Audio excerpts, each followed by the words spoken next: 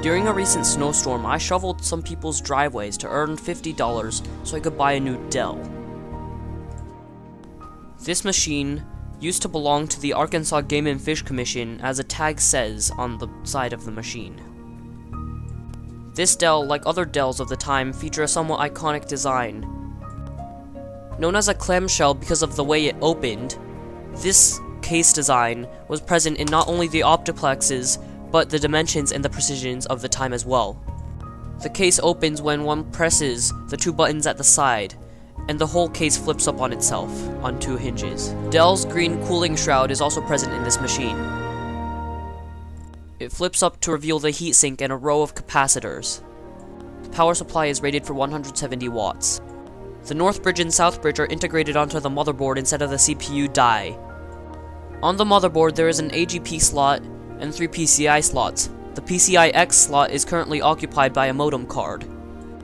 There are no serial ATA ports on this motherboard. In the back, we've got a printer port, a serial port, and a VGA port for the onboard Intel Extreme graphics. We've also got 4 diagnostic lights. To the right of these are PS2 mouse and keyboard ports, 4 USB 2.0 ports, and Intel 10100 Ethernet. We've also got onboard audio.